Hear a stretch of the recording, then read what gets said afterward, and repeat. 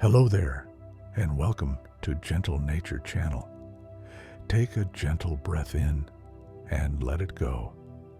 Feel your shoulders soften, your hands rest easy. Tonight, we're going to drift into the peaceful world of birdsong, into the quiet conversations that fill the air around us every single day. You don't need to do anything but listen, breathe, and let the softness of this world settle around you like a warm blanket. Close your eyes if you feel like it.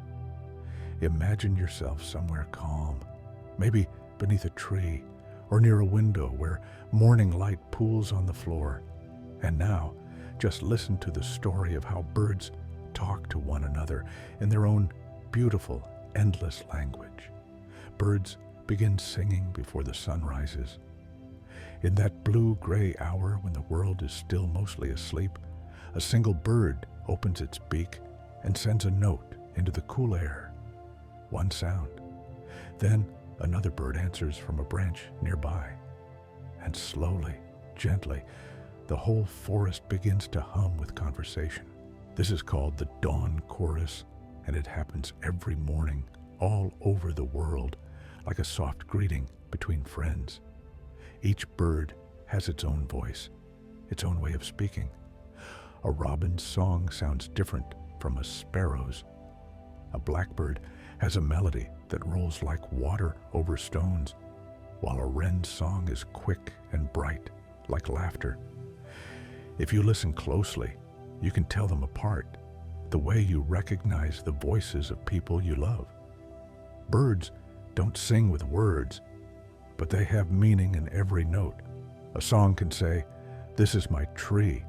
It can say, "I'm here, where are you?"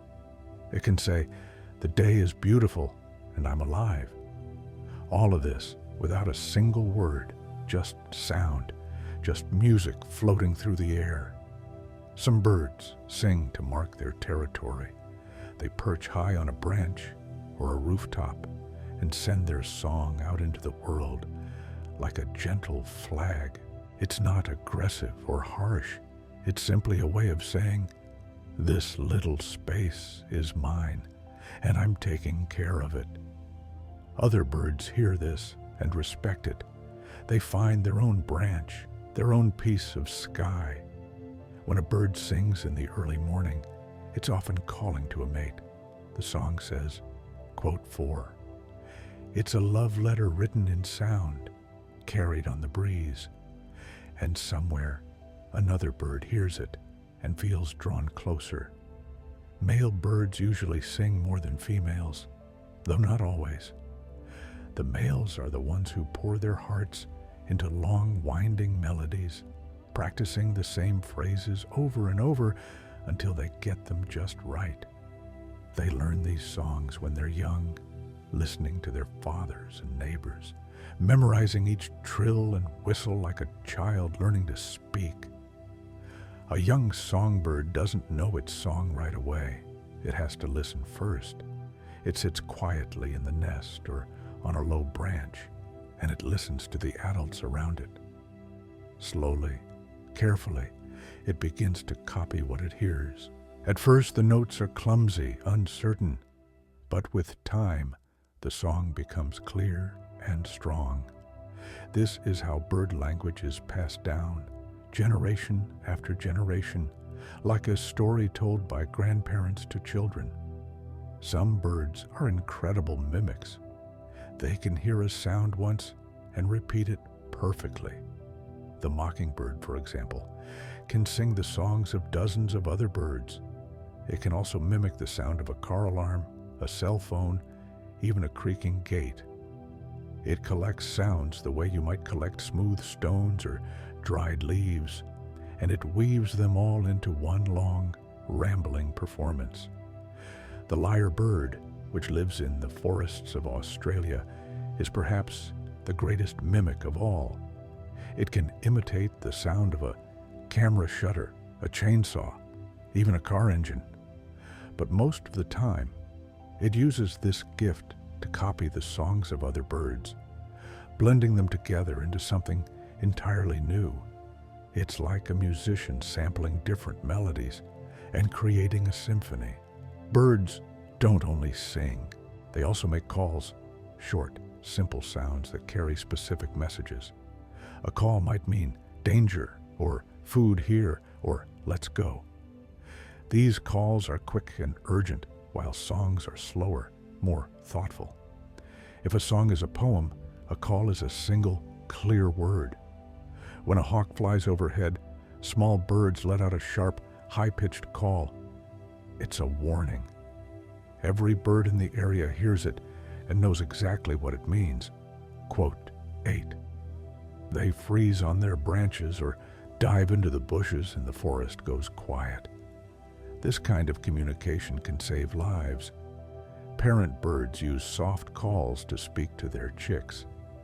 When a mother robin returns to the nest with food, she makes a gentle sound, almost like a coo. The chicks hear this and know it's safe to open their mouths. It's a language of care, of reassurance, saying, quote, 9 chicks also have their own calls. When they're hungry, they make a high, insistent peeping sound. It's impossible to ignore. The parents hear it and feel the pull to find food, to bring something back to the nest. Even though the chicks can't speak, they know exactly how to ask for what they need.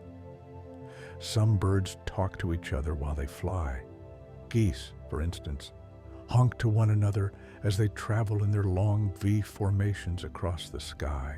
These calls help them stay together, especially when they're flying through clouds or at night. Each honk is like saying, quote, 10 crows are among the most talkative of all birds. They have a wide range of calls, caws, clicks, rattles, and even something that sounds like laughter. They use different calls for different situations. One call might mean, quote, 11, while another means, quote, 12. Crows even seem to gossip, chattering back and forth in a way that feels almost like conversation. When crows find food, they often call to other crows to share it. This might seem surprising. Why not keep it all for themselves? But crows are social. They live in family groups, and they take care of each other. Sharing food strengthens their bonds. A call that says, quote, 13 is also a call that says, quote, 14 birds also sing just for the joy of it. Not every song has a purpose. Sometimes a bird will sit on a branch in the warm afternoon sun and sing simply because it feels good. The notes spill out soft and aimless, like humming to yourself when you're happy. It's a reminder that not everything needs a reason. Sometimes beauty is enough. Different species of birds can recognize each other's calls. A chickadee knows the sound of a nuthatch. A cardinal knows the voice of a blue jay. They listen to one another, not just to their own kind. The forest is full of voices, and every bird is part of the conversation, part of the chorus that fills the air from dawn to dusk. Even in the city, birds are talking. Sparrows chirp on sidewalks. Pigeons coo on window ledges. Starlings whistle from streetlights. The conversation doesn't stop just because there are buildings and cars. Birds adapt. They sing louder in noisy places, or they change the pitch of their song so they can be heard over the hum of traffic. Some birds sing at night. The nightingale is famous for this. Its song pours out into the darkness, clear and bright, as if the bird is speaking to the stars. People have listened to nightingales for thousands of years, and every time the song feels like a gift, something pure and lovely offered to the quiet world. When you hear a bird sing, you're hearing something ancient. Birds have been singing for millions of years, long before humans walked the earth. Their songs have filled forests and valleys, mountains and plains, in an unbroken chain of sound stretching back through time. And now, tonight, you're part of that. You're listening. You're here. So breathe gently. Let the thought of birdsong settle in your mind like a soft melody. Imagine the dawn chorus beginning tomorrow, somewhere far away or just outside your window. Imagine all those voices rising together, each one different, each one part of the same beautiful conversation. You are safe. You are calm. The world is full of quiet wonders, and you are surrounded by them, even now. Rest easy. Let's drift a little deeper now into the details of how birds shape their songs, how they learn and listen and practice until the music becomes part of them. There's a small bird called the song sparrow, brown and unassuming, often overlooked. But if you stop and listen to it, really listen, you'll hear something remarkable. Each male song sparrow has a repertoire of about 10 different songs.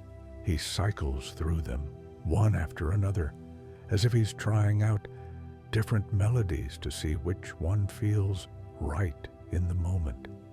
Scientists have recorded song sparrows singing for hours, and they've noticed something beautiful. The bird doesn't just repeat the same song over and over. He improvises. He changes a note here, adds a trill there, experiments with rhythm and pace. It's as if he's composing, playing with sound the way a musician plays with an instrument. Young song sparrows learn by listening to their fathers. They memorize the melodies while they're still in the nest, their tiny brains absorbing every note. And then, when they're old enough, they begin to practice. Their first attempts are rough, imperfect, but they keep trying. Day by day, the song becomes clearer, until finally it matches what they heard when they were young. This process of learning is called song tutoring, and it's very similar to the way human children learn to speak. A baby listens to its parents, hears words repeated again and again, and slowly begins to mimic those sounds. Birds do the same thing, but with music instead of words. Some birds can only learn their song during a specific window of time, usually when they're very young. If they don't hear the right song during that period, they may never sing it correctly. This is called a critical period, and it shows just how important listening is in a bird's life. They need to hear the voices of their family, their community, in order to find their own voice. Other birds, like canaries, can learn new songs throughout their entire lives. Every year, a canary adds new phrases to its repertoire, as if it's constantly growing, constantly evolving. Its song in the spring might be different from its song in the fall. It's a reminder that learning doesn't have to stop. There's always room for something new. Birds also have dialects, just like people do. A white-crowned sparrow in California sings a slightly different song than a white-crowned sparrow in Oregon. The notes are similar, but the accent is different. If you traveled from one place to another, you could hear the landscape change, not just in the trees and hills, but in the voices of the birds. These dialects form because young birds learn from the adults around them. If a group of birds is isolated, say on an island or in a valley surrounded by mountains, they develop their own unique way of singing. Over time, their song drifts away from the songs of birds in other places. It's like a language evolving, branching out, becoming something new. Female birds listen carefully to these dialects. When a male sings, a female can tell where he's from, and sometimes she prefers males who sing the local dialect. It's a sign that he belongs, that he's part of the community. In a way, the song is a form of identity, a way of saying, quote, 15 birds also use their songs to show off their fitness. A strong, healthy bird can sing longer and more complex songs than a weak or sick bird. Singing takes energy. It requires good lungs, a strong heart, and a well-fed body. So, when a male pours out a long, intricate melody, he's saying, look at me. I'm capable. I can thrive. There's a bird called the sedge warbler that lives in marshy areas across Europe. It has one of the most complex songs of any bird, over 50 different types of notes, all woven together in a constantly changing stream of sound.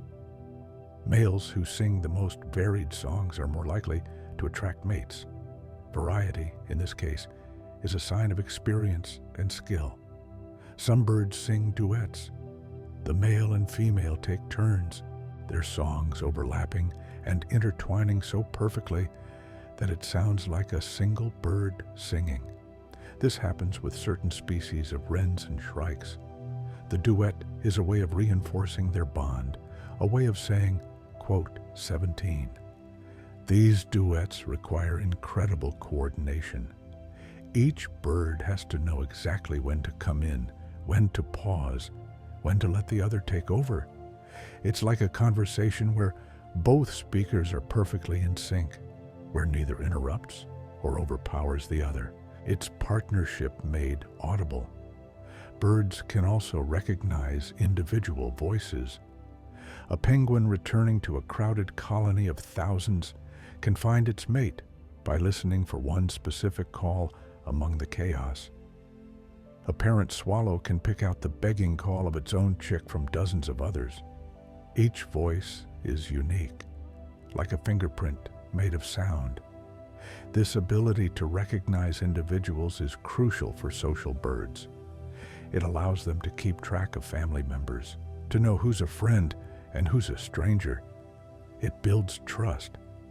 When a bird hears a familiar voice, it knows it's safe. The world feels a little less uncertain. Even birds that don't sing complex songs still communicate constantly. Pigeons coo to each other in soft, low tones. It's a gentle sound, almost soothing, like someone murmuring reassurances. They coo when they're courting, when they're nesting, when they're simply sitting together on a rooftop watching the world go by. Doves are close relatives of pigeons, and they have a similar way of speaking. Their coo is slow and rhythmic, rising and falling like a lullaby. In many cultures, the sound of a dove is associated with peace, with calm, with home. And it's easy to see why. There's something deeply comforting about that soft, repetitive sound. Woodpeckers don't sing in the traditional sense, but they drum. They find a hollowed tree or a metal pole and tap out a rapid rhythm with their beaks. This drumming serves the same purpose as a song. It marks territory, attracts mates, and says, I'm here. The sound echoes through the forest, a percussion section in the orchestra of bird voices. Each woodpecker species has its own drumming pattern. Some drum in short, quick bursts. Others create long, rolling rhythms. If you learn to listen, you can identify a woodpecker by the way it drums, just as you can identify a songbird by its melody. Hummingbirds make sounds too, though they're so small and high-pitched that humans often miss them. A hummingbird's wings beat so fast, up to 80 times per second, that they create a humming noise. But hummingbirds also chirp and squeak, especially when they're defending a favorite flower or chasing away a rival. Their voices are tiny but fierce. Some birds use sounds that aren't made with their voices at all. Peacocks rattle their tail feathers, creating a rustling, shimmering noise that gets a female's attention. Nightjars clap their wings together in flight, producing a sharp crack that startles and impresses. Snipes dive through the air at high speed, and the wind rushing through their tail feathers creates an eerie, whistling sound called winnowing. These non-vocal sounds are still part of the language of birds. They're still communication, still meaning. A peacock's rattle says, quote 19. A nightjar's wing clap says, I'm strong and agile. A snipe's winnow says, quote, 21 birds are endlessly creative in the ways they speak. They use their whole bodies, beaks, wings, feet, feathers. They use the environment around them, trees, rocks, water. Every sound is a message, every message a part of the conversation that fills the world from sunrise to sunset and beyond. So rest now and imagine that conversation continuing, even as you drift towards sleep. Imagine the soft cooing of doves, the rhythmic drumming of woodpeckers, the bright chirping of sparrows. All of it is still happening somewhere right now. The world is talking, the birds are singing, and you, right here, right now, are safe and held in the softness of it all. Breathe easy, let go, rest. Now, let's wander further into the reasons behind the songs, into the moments when birds choose to speak and when they choose to be silent.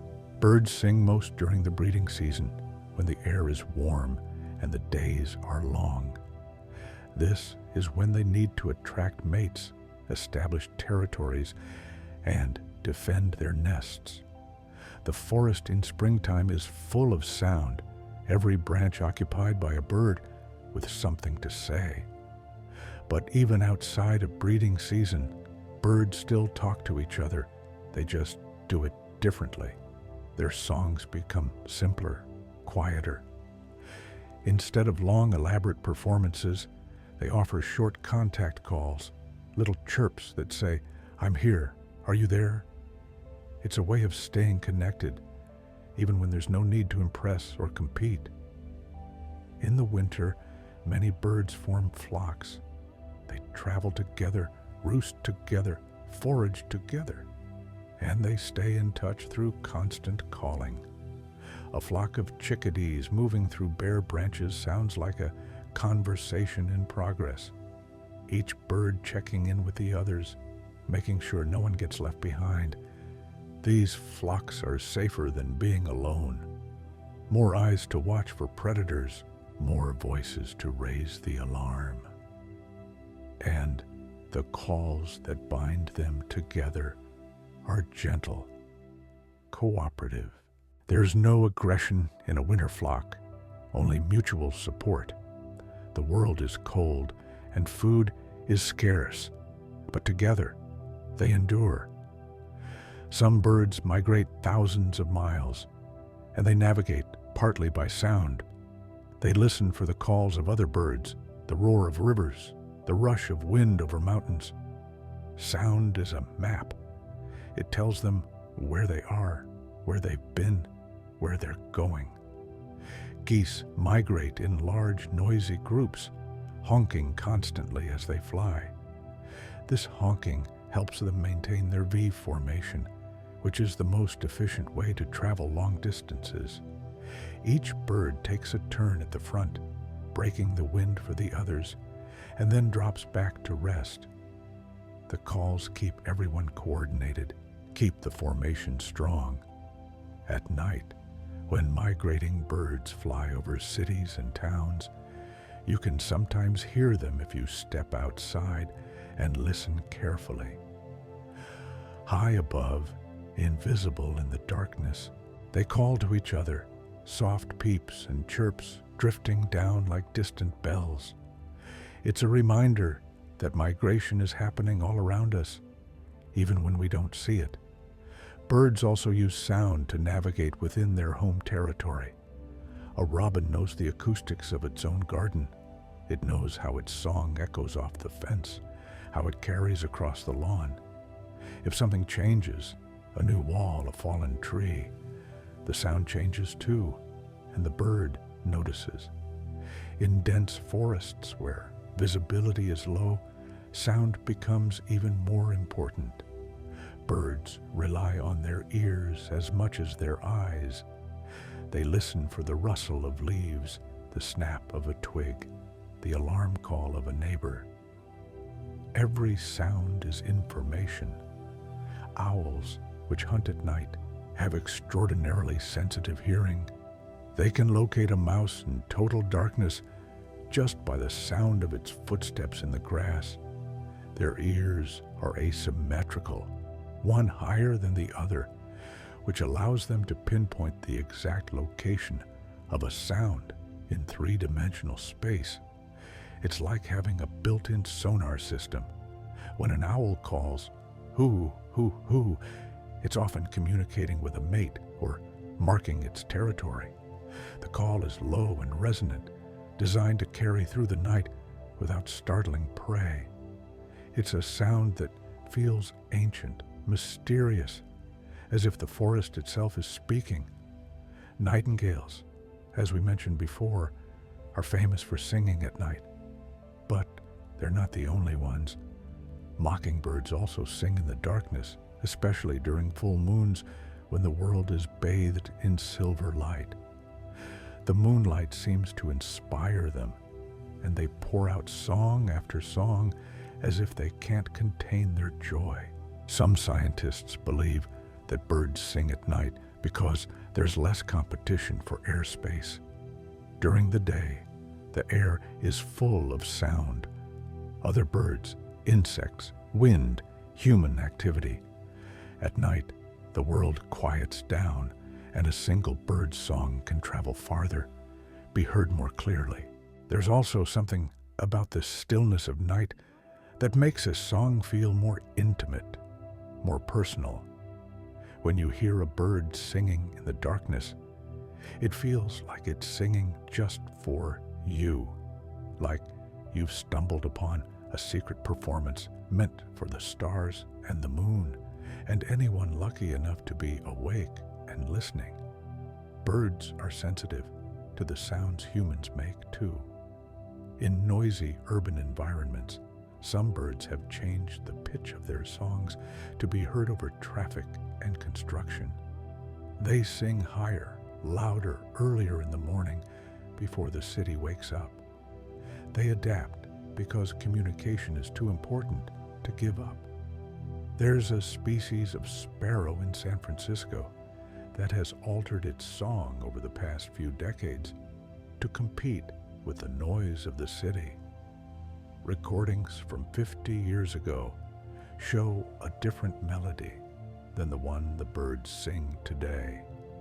The song has evolved, not over millions of years, but in a single human lifetime. It's a testament to how flexible and resilient birds can be. Some birds also respond to music. Experiments have shown that parrots, canaries, and even pigeons can recognize rhythms and patterns in music. They seem to enjoy it, bobbing their heads, moving in time with the beat. Music, in a way, is a universal language, something that transcends species. Parrots, in particular, are known for their ability to mimic human speech. They can learn words and phrases and use them in context. A parrot doesn't just repeat sounds mindlessly. It can associate a word with a meaning, like saying hello when someone enters a room or goodbye when they leave. But even parrots communicate more naturally through their own vocalizations, squawks, whistles, chirps. In the wild, they live in flocks and use these sounds to coordinate their movements, warn of danger, and strengthen social bonds. Human words are a party trick. Their true language is something older, something shared with every other bird. Birds also listen to the sounds of other animals. They pay attention to the alarm calls of squirrels, the barking of dogs, the cries of other species. The forest is an interconnected web of communication, and birds are tuned into all of it. They know that danger for one creature often means danger for all. When a squirrel chatters angrily at a predator, nearby birds take notice. They pause their foraging, scan the trees, prepare to flee if necessary. Even though the squirrel isn't talking to them directly, the message is clear. Quote 26. This kind of eavesdropping is common in nature. Animals listen to each other, learn from each other, even across species lines. It's a form of cooperation, a way of making the world a little safer for everyone. Birds also respond to the absence of sound. When a forest goes suddenly quiet, it often means a predator is near. Birds freeze, stop singing, stop moving. The silence itself is a message, one that every creature understands instinctively. But most of the time, the world is full of sound, full of chirping and trilling, cooing and calling, full of life expressing itself over and over in an endless variety of ways. And all of it is happening right now, somewhere. As you rest here in the quiet, let that thought comfort you. Let it remind you that the world is vast and busy and beautiful, and you don't have to be part of every moment of it. You can rest. You can close your eyes and let the birds do the talking. They'll keep singing. They'll keep calling. They'll keep the conversation going long after you've drifted into sleep. So breathe deeply. Feel the weight of your body sinking into the softness beneath you, and let the voices of birds, real or imagined, carry you gently into rest. You are safe. You are calm. The world is singing, and you are part of it, even in your stillness. Rest now. Let go. Let's move now into the quieter moments, the times when birds listen instead of speak, the pauses between songs where the world holds its breath. Not every bird is loud. Some are shy, secretive, preferring to stay hidden in dense undergrowth or high in the canopy where they're hard to see. These birds still communicate, but they do so with softer, subtler sounds, whispers instead of shouts. The winter wren is one such bird. It's tiny, almost impossibly small, with brown feathers that blend perfectly into the forest floor. But when it sings, its voice is astonishing, a long, cascading series of notes that seems far too big for such a small body. The song pours out in a rush, bright and intricate, and then stops as suddenly as it began. The wren doesn't sing constantly. It chooses its moments carefully. It waits for the right time, the right mood, and then it lets loose with everything it has. And then it goes quiet again, disappearing back into the shadows, leaving only the memory of that song hanging in the air. There's a lesson in that, perhaps. You don't have to be loud all the time to be heard. You don't have to fill every silence. Sometimes a single moment of true expression is enough. Many birds are most vocal at dawn and dusk, the hours when the light is soft and the air is still. These are liminal times, thresholds between day and night, and there's something about them that invites song. The world feels open, receptive, as if it's listening. At dawn, birds sing to greet the day, to announce that they've survived the night, to claim their place in the world once again. It's a celebration, a reaffirmation of life, and for anyone who's awake to hear it, it's a gift, a reminder that every morning is a beginning, a chance to start fresh. At dusk, the songs are different, softer, slower, more reflective. Birds settle into their roosts, calling gently to their mates and chicks, making sure everyone is safe and accounted for. It's a winding down, a letting go of the day's energy, a preparation for rest. The thrush is particularly known for its evening song. It perches high in a tree as the sky fades from blue to purple to black, and it sings with a kind of melancholy sweetness. The notes are clear and slow, each one given space to resonate before the next one comes. It feels less like performance and more like meditation. Listening to a thrush at dusk is like watching the sunset. There's a beauty in the fading, in the gradual dimming of light and sound. It's a reminder that endings can be gentle, that they don't have to be abrupt or harsh. The day is simply letting go, and the thrush is singing it goodbye. Some birds are silent for much of the year and only sing during a brief window of time. The cuckoo, for example, is famous for its two-note call, quote, 27, which it repeats over and over during the spring. But for the rest of the year, it's nearly mute. The call is so distinctive, so tied to a particular season, that hearing it instantly evokes the feeling of springtime. In many cultures, the first cuckoo call of the year is a cause for celebration. It means winter is truly over, that warmth and growth are returning. People listen for it, wait for it, mark the date when they hear it. The bird's voice becomes a marker of time, a signal that the world is turning, that seasons are shifting. Birds also fall silent during molt, the period when they shed old feathers and grow new ones. Molting takes a lot of energy, and it leaves birds vulnerable. Their flight is impaired, their insulation is reduced. So they stay quiet and hidden, conserving their strength, waiting for the new feathers to come in. This silence is not sad or empty. It's restful. It's the body taking care of itself, the bird trusting that it will be whole again soon. And when the molt is complete, when the new feathers are sleek and strong, the bird emerges and sings once more. There are also moments when birds go quiet out of caution. If a predator is near, the entire area can fall silent in an instant. No chirping, no rustling, no movement. Every bird freezes, trusts in stillness, in the hope that invisibility will keep them safe. This kind of silence is tense, charged with awareness. But it's also communal.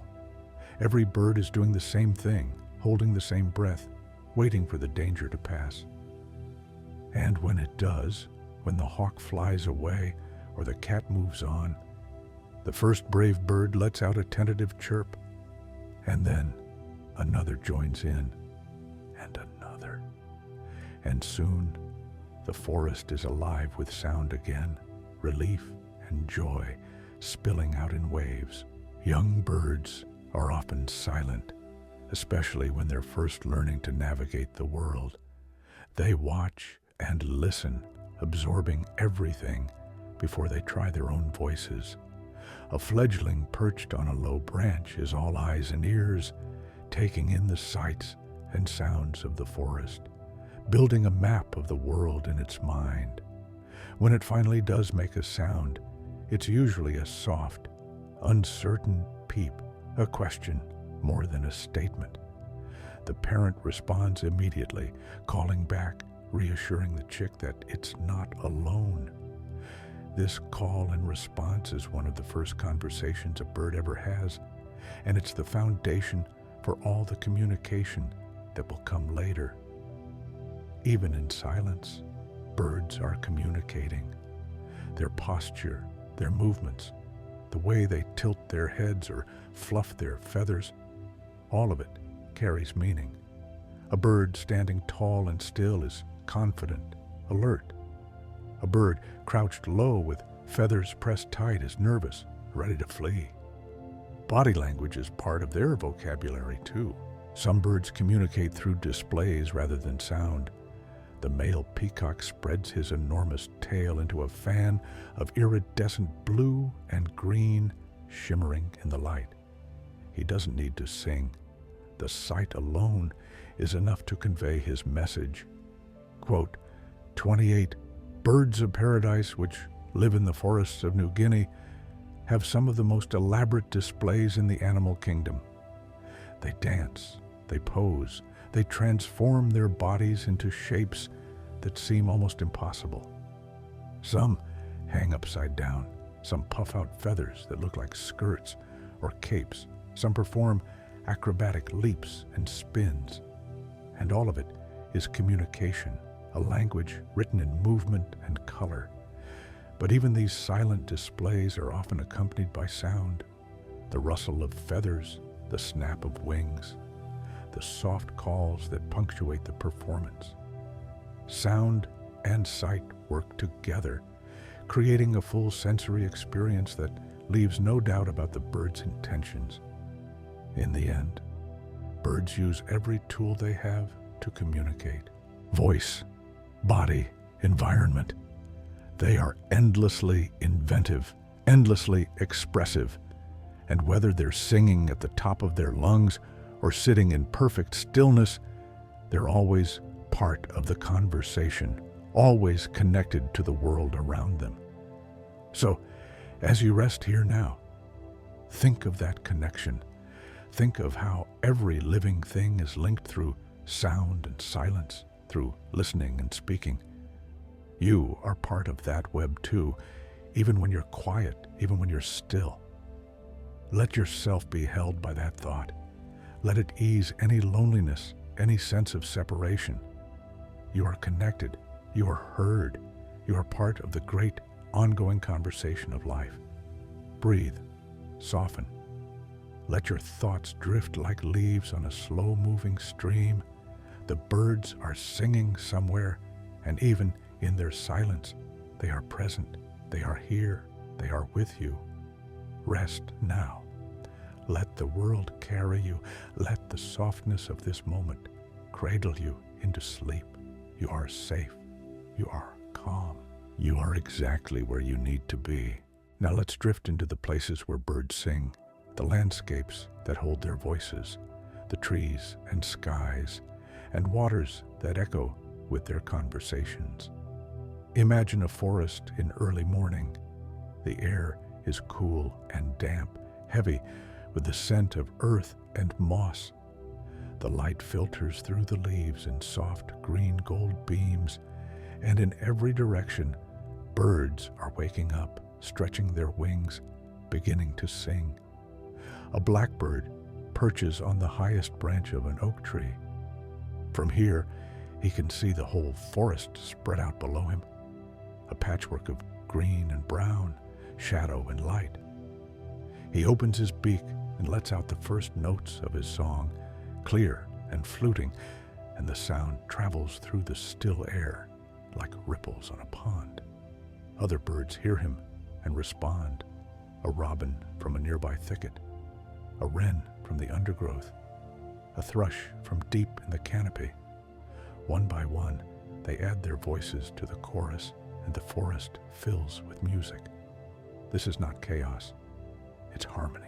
Each bird sings at a slightly different pitch, a slightly different rhythm, so that all the songs weave together without clashing. It's as if the forest itself is one great instrument, and every bird is a note in the symphony. In a meadow, the songs are different. Here, the landscape is open and wide, and the birds that live here sing in short, bright bursts. Larks spiral up into the sky, singing as they climb higher and higher, until they're almost invisible against the blue.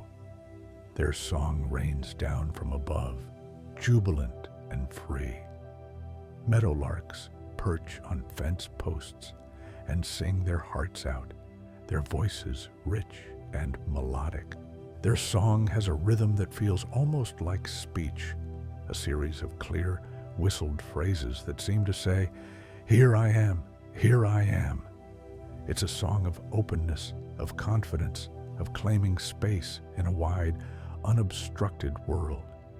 Near water, the soundscape changes again. The air is filled with the calls of waterfowl, ducks quacking softly, geese honking, herons croaking as they wade through the shallows. These are not melodic songs, but they're no less beautiful. They're the sounds of life in abundance, of wetlands teeming with movement and energy. Kingfishers perch on overhanging branches, watching the water with sharp, focused eyes. When they spot a fish, they dive with a splash and then return to their perch with a rattling call that sounds like laughter. It's a sound of success, of satisfaction, of a job well done. In coastal areas, the voices of seabirds dominate. Gulls cry out in harsh, keening voices that carry over the crash of waves. Terns hover and dive, calling to each other in sharp, high-pitched notes. Oyster catchers stride along the beach, piping loudly, their calls cutting through the roar of the ocean. These are loud, insistent voices, suited to a loud, insistent environment. The sea doesn't allow for subtlety. Everything here is bold, brash, unapologetic. And the birds that live here have learned to match the energy of the place, to make themselves heard over the endless conversation of wind and water. In the mountains, the air is thin and the landscape is harsh, but birds still find a way to sing. Alpine accenters hop among the rocks, their soft, tinkling songs almost lost in the vastness. But they sing anyway, marking their small territories, calling to their mates, asserting their presence in a world that seems indifferent to their existence. Ravens soar above the peaks, their deep, croaking calls echoing off the cliffs. The sound is primal, ancient, as old as the mountains themselves. It's a reminder that birds have been here long before humans, that they've witnessed the slow carving of valleys, the rise and fall of glaciers, the patient work of wind and water shaping stone. In deserts, where water is scarce and shade is precious, birds sing in the early morning and late evening, avoiding the brutal heat of midday. Roadrunners dash across the sand, pausing to coo softly.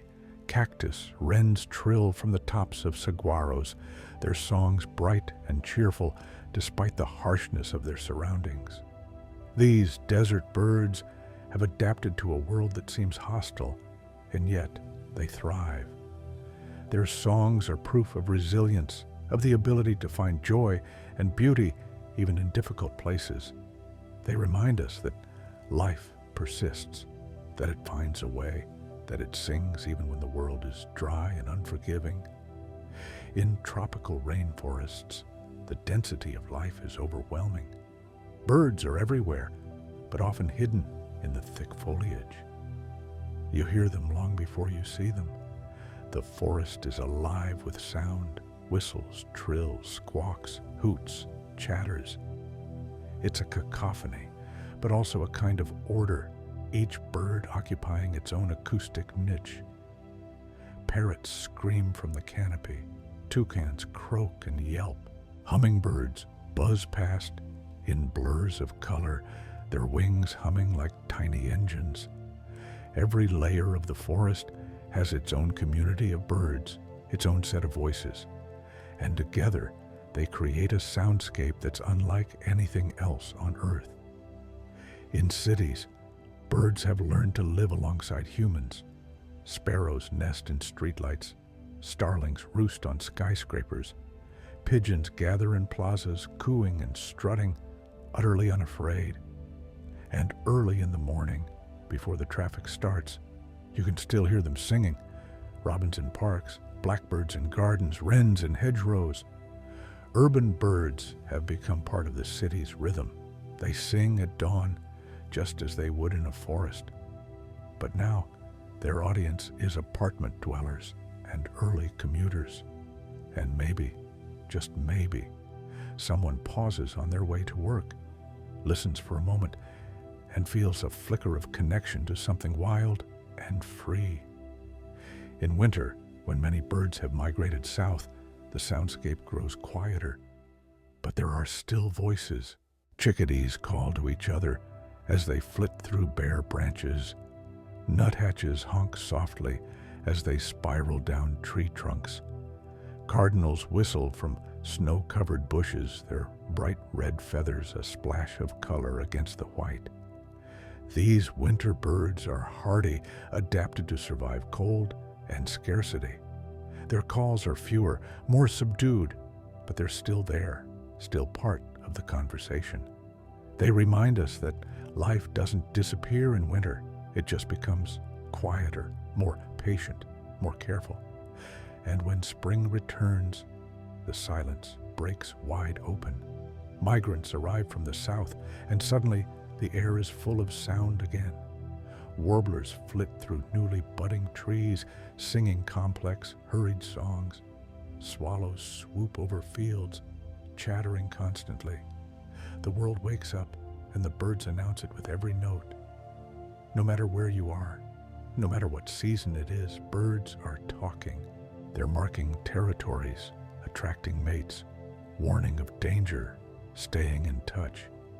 They're living their lives out loud, filling the world with sound, with meaning, with connection. And even if you can't hear them right now, they're still there. Somewhere, a bird is singing. Somewhere, a flock is calling. Somewhere, a parent is cooing to its chicks. And the world is a little softer, a little kinder because of it. So let that image settle into your mind. Let it become a place you can return to whenever you need calm, whenever you need to feel held by something larger than yourself. The world is full of voices. The air is full of songs. And you, right here, right now, are surrounded by that invisible web of sound, even in silence. Rest in that knowledge. Let it ease you. Let it carry you gently into sleep. You are safe. You are calm. The birds are singing, and all is well.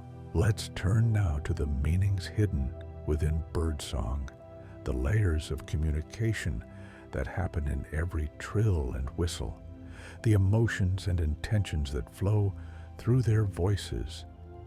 When a bird sings, it's not just making noise. It's expressing something specific, something real.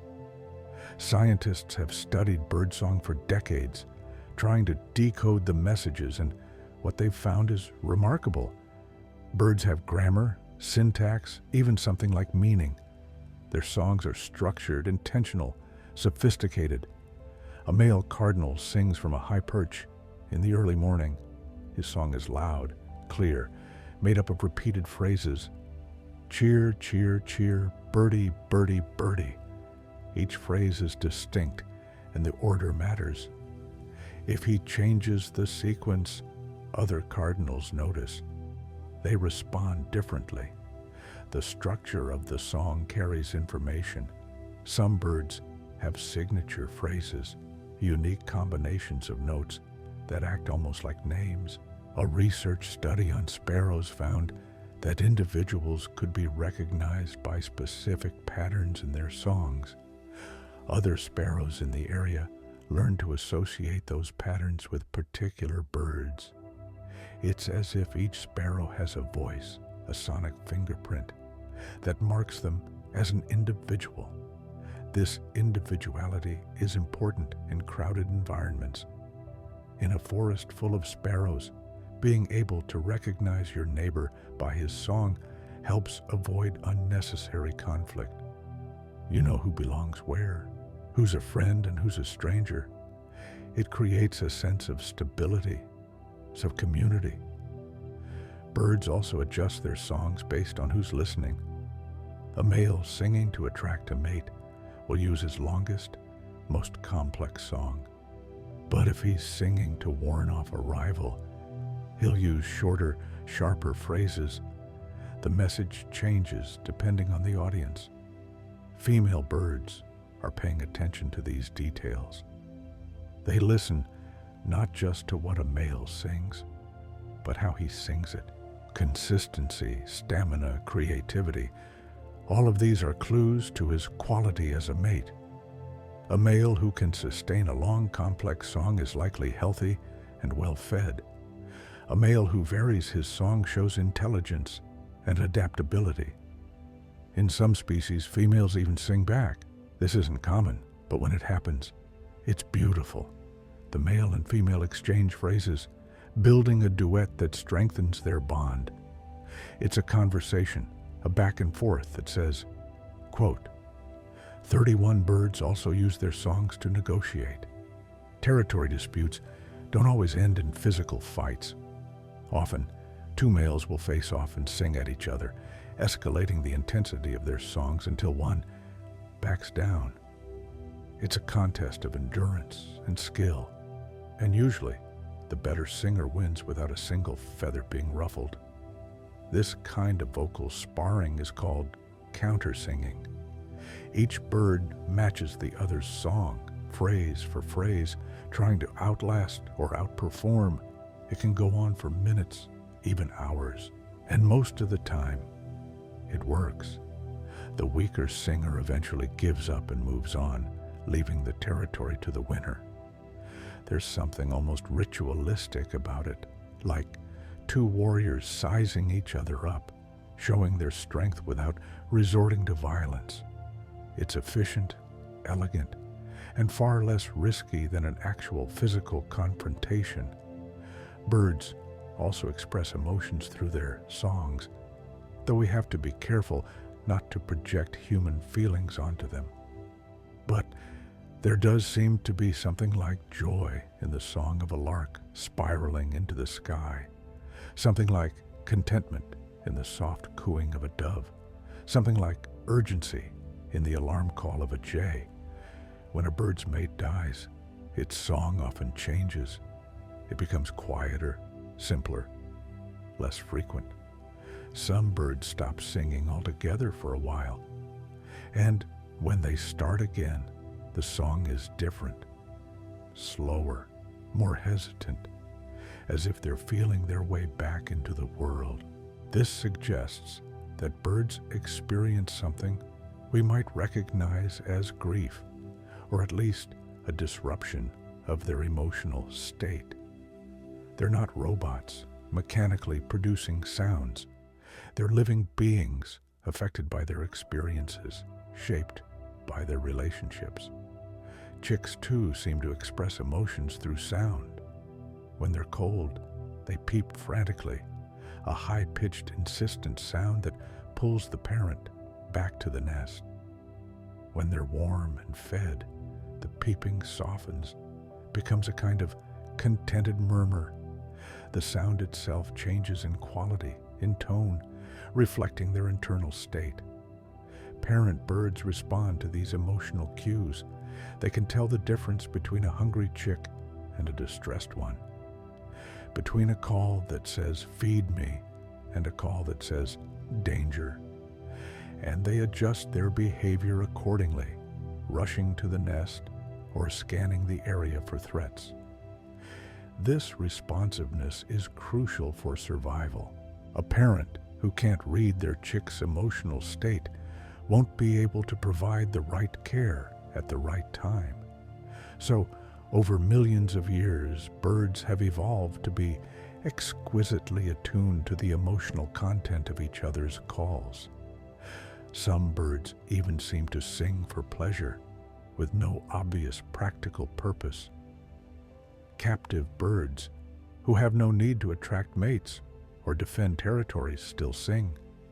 They sing in the morning, they sing when they're alone, they sing when they're interacting with their human caretakers. The act of singing seems to bring them some kind of satisfaction. There's a famous case of a parrot named Alex who was trained to use words to communicate with researchers. Alex didn't just repeat words. He used them meaningfully to request things, to describe objects, to express preferences. And sometimes, when he was alone, he would talk to himself, practicing words, playing with sounds, seemingly just for the fun of it. This suggests that birds have an inner life, a subjective experience that includes not just survival needs, but also curiosity, playfulness, even creativity. They're not so different from us in that way.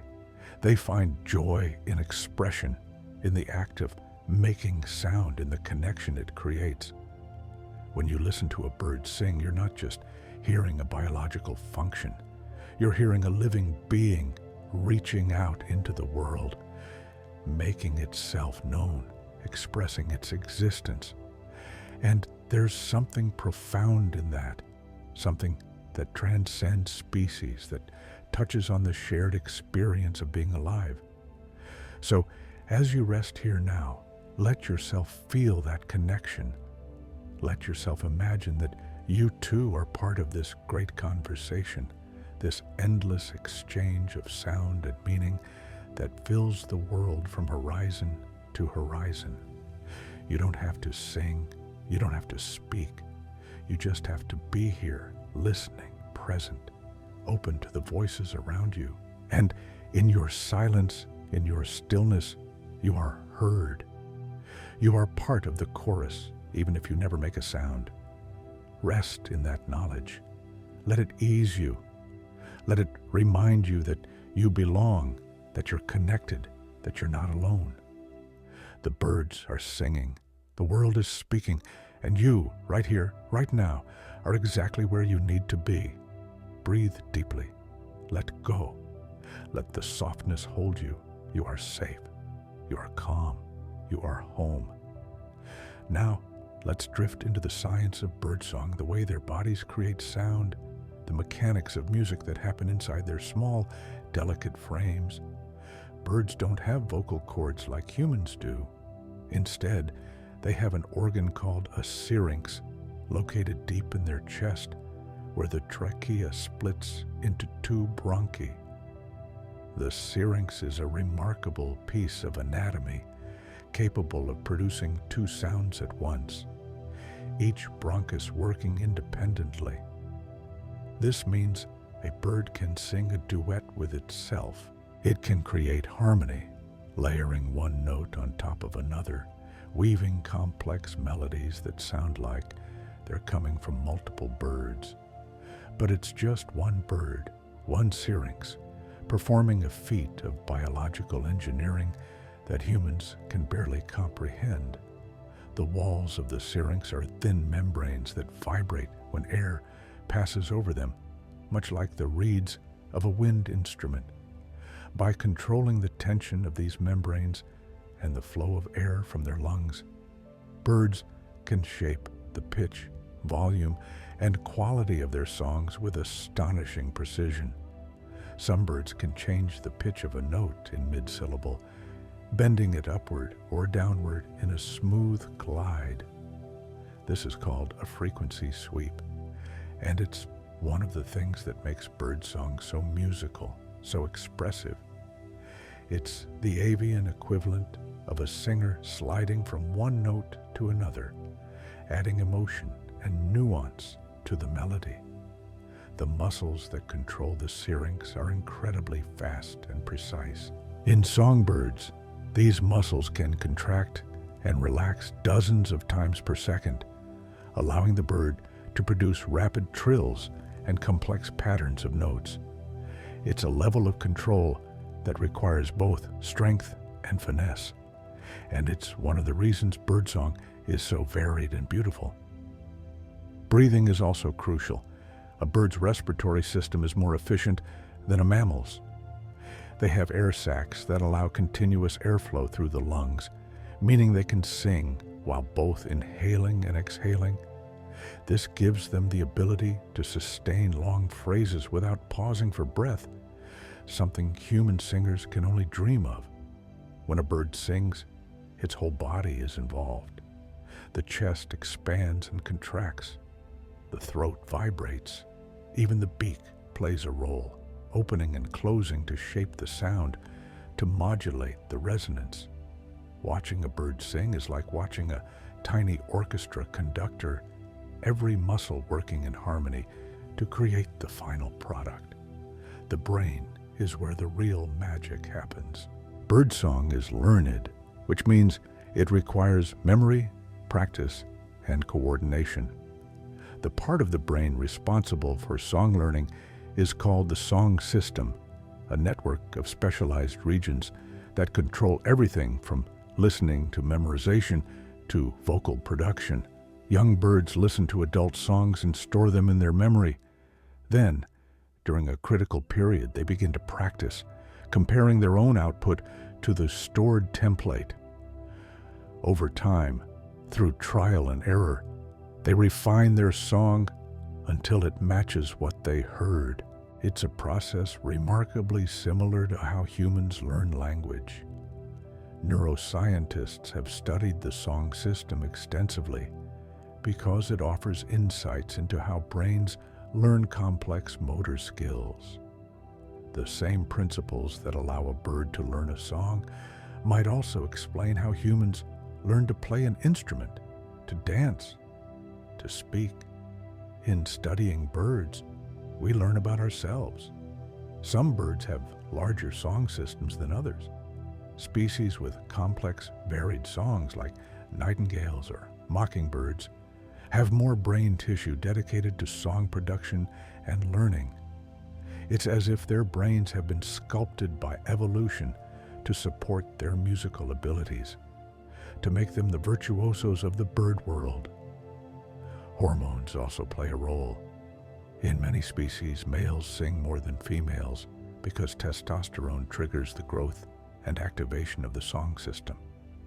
In spring, when daylight hours increase, the brain produces more testosterone and the song system expands. The bird's repertoire grows richer, more elaborate, primed for the breeding season. But this isn't universal. In some tropical species where breeding happens year-round, both males and females sing equally. In others, females have their own songs, used for different purposes, defending nests, coordinating with mates, communicating with chicks. The act of singing also changes the brain. Birds that practice their songs develop stronger neural connections in the song system. Singing isn't just an output, it's a feedback loop, constantly refining the bird's ability, strengthening the pathways that make song possible. There's even evidence that birds dream about singing. When songbirds sleep, the neurons in their song system fire in patterns that match their daytime songs. It's as if they're rehearsing in their sleep, replaying the melodies, cementing them in memory. Sleep, for birds, is a continuation of the learning process. This suggests that song is deeply embedded in their consciousness, that it's not just something they do, but something they are. A songbird without its song would be incomplete, like a river without water, a tree without leaves. The physics of sound also matters. Birds have evolved to sing in ways that maximize how far their songs travel. In dense forests, they use lower frequencies that penetrate foliage better. In open habitats, they use higher frequencies that carry farther in the air. Every song is adapted to its environment. Some birds sing from high perches to take advantage of the way sound spreads. A song sung from the top of a tree can travel much farther than one sung from the ground. It's strategic, intentional, a choice made to ensure the message reaches its intended audience. Wind and temperature also affect how far a song travels. Birds often sing more on calm mornings when the air is still and sound carries cleanly. They're not conscious of the acoustics in a scientific sense, but they've learned through instinct and experience when their songs will be most effective. In some cases, birds have even adjusted to human-made structures. Urban birds use buildings as amplifiers, singing from corners and ledges where the sound bounces and echoes, reaching farther than it would in a natural setting. They're opportunists, using whatever tools are available to get their message across. The variety of birdsong is staggering. There are over 10,000 species of birds, and each one has its own voice, its own way of communicating. Some songs are simple and repetitive. Others are so complex that scientists are still trying to decode them. The diversity is a testament to millions of years of evolution, of adaptation, of life finding endless ways to express itself. And all of this complexity, all of this beauty, comes from a creature that weighs less than a handful of feathers, that fits in the palm of your hand, that seems so fragile and yet is so remarkably capable. It's humbling, in a way, to realize that something so small can create something so profound. To know that the world is full of these tiny miracles happening all around us every day, whether we notice them or not. So rest now in the knowledge of that complexity. Let it remind you that the world is more intricate, more wondrous than we can fully grasp. That even in the smallest things, a bird, a song, a single note, there is depth, there is meaning, there is life unfolding in ways we're only beginning to understand. Breathe, let your mind settle. Let the wonder of it all wash over you like a gentle wave. You are part of this world. You are made of the same elements, the same energy, the same impulse toward expression and connection. And in this moment, you can rest in that truth. You can close your eyes and know that you are held, you are seen, you are part of something vast and beautiful. The birds are singing, the world is alive. And you, right here, are exactly where you belong. Rest now, let go. Let the softness carry you into sleep. Let's move now into the rhythms of birdsong, the patterns that repeat and shift, the way time itself seems to pulse through their voices. Every bird has a rhythm, a pace that defines its song. Some birds sing in quick bursts, like someone tapping out a message in Morse code. Others draw out their notes, letting each one linger in the air before moving to the next. The rhythm tells you something about the bird, about its energy, its mood, its place in the world. A wren sings fast, almost frantic, as if it can't get the words out quickly enough. The notes tumble over each other, a rush of sound that matches the bird's restless energy. Wrens are always moving, always busy, and their songs reflect that. Hurried, enthusiastic, full of life. A dove, on the other hand, sings slowly. Its coo is measured, deliberate, each note given time to breathe. There's no rush, no urgency, just a steady, soothing rhythm that mirrors the dove's calm demeanor. Listening to a dove is like watching a slow-moving river, peaceful and unhurried. Some birds have songs with clear, distinct beats, almost like music with a metronome.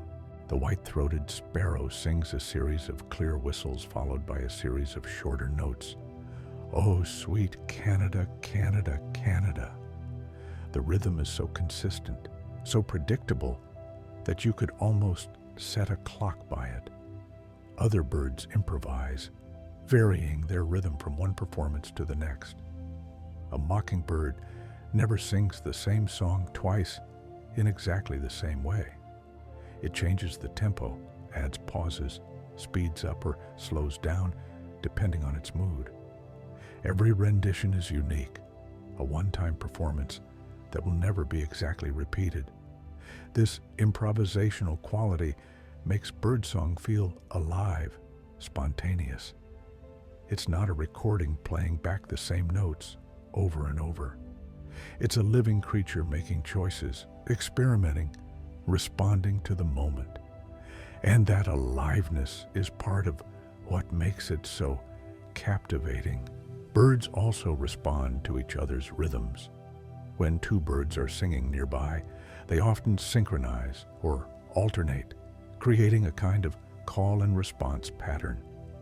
One bird sings, then pauses, giving the other a chance to reply. Then the first bird sings again. It's a conversation, a dialogue, each participant waiting for their turn.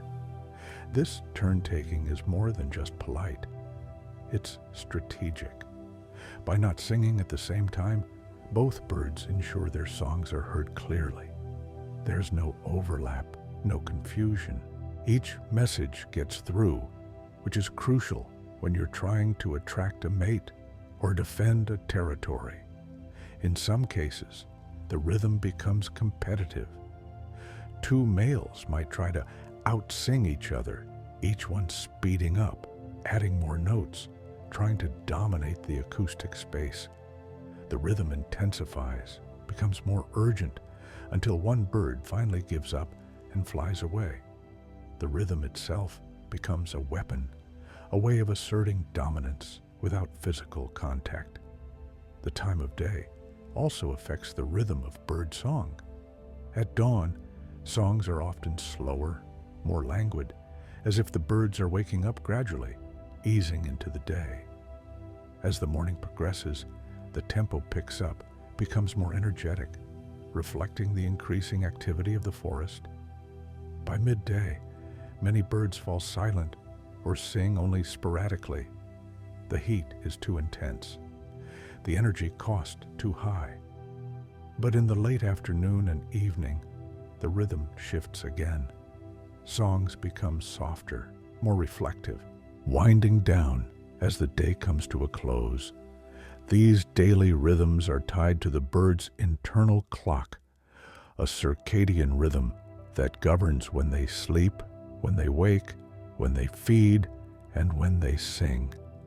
It's a biological metronome, ticking away inside every bird, keeping them in sync with the rhythms of the natural world. Seasonal rhythms matter too. In spring, when the days are getting longer and the breeding season is beginning, birds sing more frequently and for longer periods. The songs are more complex, more varied, as if the birds are pouring all their energy into this one vital task. In late summer and fall, the singing tapers off. The breeding season is over, and there's no need for elaborate performances. Birds save their energy for molting, for preparing for migration or winter. The forest grows quieter, the rhythm slows, the world settles into a different kind of peace. Some birds migrate thousands of miles, and their songs carry the rhythm of that journey. They sing and stop over locations, brief bursts of sound that mark their presence before they move on. The rhythm of migration is written into their genes, a pattern that repeats year after year, generation after generation. Even the rhythm of a single song can be surprisingly complex. Some birds include pauses, rests, silences that are just as important as the notes themselves. The space between sounds creates tension, anticipation, release. It's what makes the song feel dynamic, alive, rather than monotonous. A thrush, for example, sings a phrase, then pauses, then sings another phrase. The pause allows the first phrase to resonate, to settle into the listener's mind before the next one arrives. It's a sophisticated use of timing, a recognition that silence is part of the music. Humans have always been drawn to rhythmic patterns. We tap our feet to music, we nod our heads, we clap our hands. And maybe part of the reason we find birdsong so soothing is that it taps into that same love of rhythm that same need for pattern and predictability in a chaotic world. A bird singing in a steady rhythm is comforting. It's a reminder that there's order in nature, that the world follows patterns, that there's a structure underlying the seeming randomness of life. And in that structure, we find a kind of peace. So let yourself sink into that rhythm now. Imagine the steady coo of a dove, the quick trill of a wren, the measured phrases of a thrush. Let the rhythm of birdsong become the rhythm of your breath, slow and steady, in and out, in and out. Let the pattern soothe you. Let the repetition ease your mind. Let the rhythm carry you like a gentle rocking motion, back and forth, into a state of deep, restful calm. There's no need to think, no need to analyze. Just let the rhythm hold you. Let it be the beat of your heart, the pulse of your breath, the quiet, steady hum of life moving through you. You are safe. You are calm. You are held by the rhythm of the world, and it will carry you gently into sleep. Rest now. Let go. Let the music of the birds, the rhythm of nature, cradle you into stillness. Breathe, soften, drift. You are exactly where you need to be. Let's wander now into the ways birds use their songs to navigate time and space, to mark the passage of seasons, to claim their place in the landscape, to weave themselves into the fabric of the world. A bird's song is tied to the land it lives on. Every territory has its own soundscape, its own acoustic signature. The birds that live there learn the echoes, the way sound bounces off trees and rocks, the way it travels across open fields or through dense undergrowth. A robin singing in a garden knows how its song sounds in that specific space. It knows which perch gives the best resonance, which time of day offers the clearest acoustics. Over time, the bird becomes intimately familiar with the sonic landscape of its home. This familiarity is part of what makes a territory worth defending. It's not just about food and shelter. It's about belonging, about having a place where your voice is known, where your song fits into the larger chorus.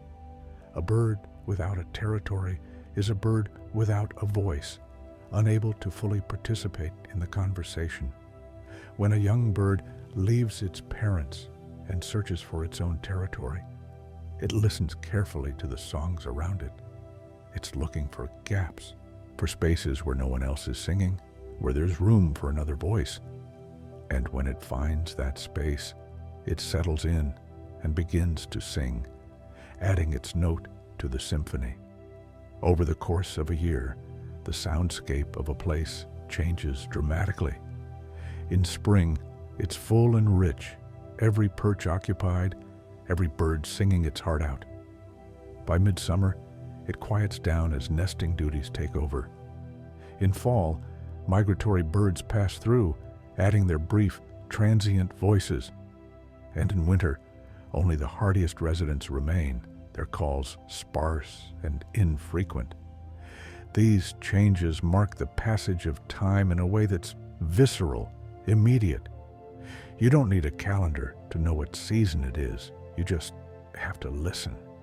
The presence or absence of certain songs tells you everything you need to know. The first robin of spring is a marker, a signal that the world is turning, that life is returning. People notice this, even unconsciously. There's a lightening of the spirit when you hear that familiar song for the first time after a long winter. It's hope made audible. Similarly, the last crickets of autumn, the last geese flying south, mark the transition into colder, quieter months. The soundscape thins, becomes more spacious, and there's a melancholy in that, but also a kind of peace. The world is resting, gathering its strength for the next cycle. Birds also use song to synchronize with each other. In colonies, where many birds nest close together, they often sing at the same time, creating a communal chorus. This synchrony strengthens social bonds, reinforces group identity, and may even confuse predators who can't pinpoint any individual bird in the cacophony. Seabirds nesting on cliffs are a prime example. Thousands of birds calling and crying all at once, the sound echoing off the rocks, multiplying, filling the air with a noise that's almost overwhelming. But within that chaos, each bird knows its mate's voice, its chick's call. The individual is never lost in the crowd. Migration, too, is marked by sound. When flocks of geese fly overhead, their honking is a signal of movement, of change. People look up, watch them pass, and know that the seasons are shifting. The sound of migration is the sound of the earth turning, of birds following ancient routes written in their genes. Some birds navigate by sound as well as by sight. They listen for the calls of other birds, for the sound of wind over water, for the distant roar of the ocean. Sound is a map guiding them across vast distances, helping them find their way home. Homing pigeons, for instance, seem to use low-frequency sounds, infrasound below the range of human hearing, to orient themselves. These sounds can travel hundreds of miles, created by wind, waves, and geological activity. The pigeons hear them and know which direction to fly. It's a reminder that the world is full of sounds we can't perceive, frequencies beyond our range, conversations happening in dimensions we're not tuned into.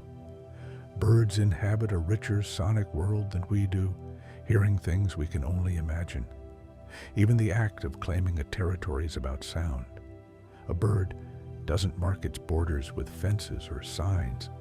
It marks them with song.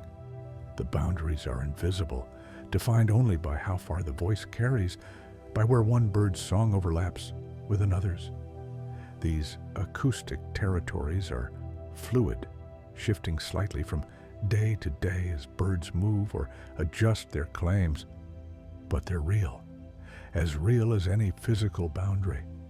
Cross into another bird's territory, and you'll be met with an immediate vocal challenge. The song says, "This is mine. You don't belong here." But it also says, "I belong here. This is my place. I'm part of this landscape."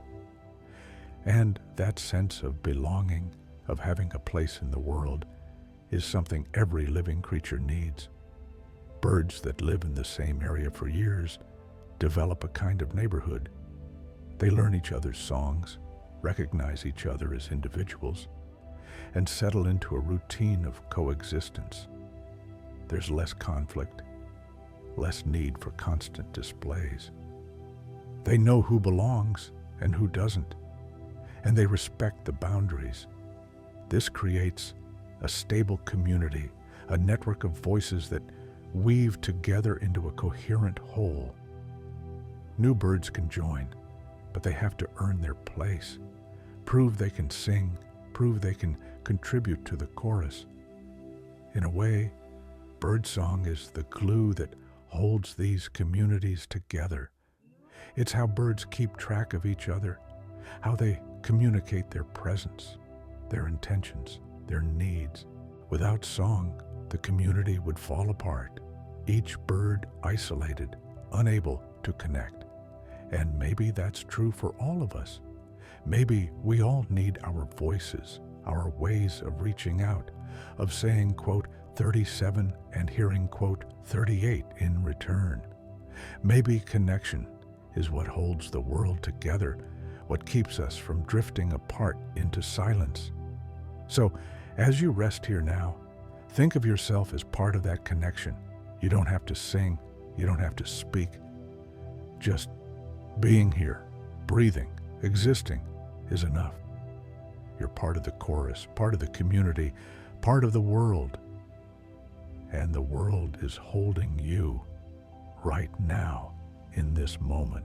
It's cradling you in its rhythms, in its songs, in its endless conversation. Let yourself be held. Let yourself rest.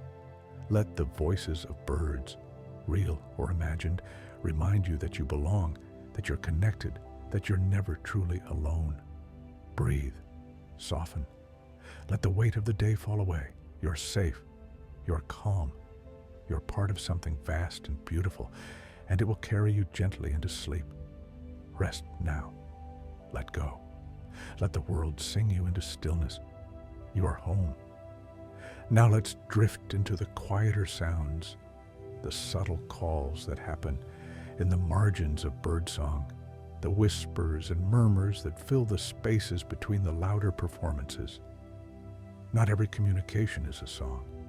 Much of what birds say to each other is quieter, more intimate. These are the contact calls, the soft notes that keep a flock together, that reassure a mate, that guide a chick back to safety. A contact call is usually short and simple. A single chirp, a soft peep, a gentle whistle. It doesn't carry far, and it's not meant to. It's a message for someone nearby, someone within sight, or just out of view. It says, quote, 39, and the response comes back, quote, 40. These calls are constant in a flock of chickadees moving through the forest. As they flit from branch to branch, each bird calls softly, keeping track of the others. The calls overlap, creating a continuous stream of sound that binds the flock together. No one gets left behind because everyone is listening, everyone is responding. There's something deeply comforting about these contact calls. They're the avian equivalent of holding hands, of checking in, of making sure everyone's okay. They're quiet, unassuming, but essential. Without them, the flock would scatter, each bird alone and vulnerable. Parent birds use contact calls with their chicks. When a mother wren leaves the nest to search for food, she calls softly as she goes. The chicks hear her voice and stay calm, knowing she hasn't abandoned them. And when she returns, she calls again, and the chicks respond with excited peeps, opening their mouths wide. This back and forth continues throughout the day, a constant reassurance that all is well, that the family is intact, that everyone is safe. It's a language of care, simple and direct, requiring no elaborate melodies, just presence, just connection. Mates also use contact calls to stay in touch. A pair of cardinals foraging in different parts of a bush will call to each other periodically, just checking in. Quote, 41. Quote, 42. It's a quiet conversation, almost unnoticeable unless you're paying close attention, but it's happening all the time. These calls are particularly important in dense habitats where visibility is low, is in a thicket or a forest undergrowth. You can't always see your mate, but you can hear them. The call cuts through the foliage, a reassuring presence, even when the other bird is out of sight. Some contact calls are so soft, they're barely audible to human ears. A group of quail moving through tall grass communicate with tiny, high-pitched notes that blend into the rustle of the vegetation. You have to be very still, very quiet to hear them. But they're there, weaving the group together, keeping everyone moving in the same direction.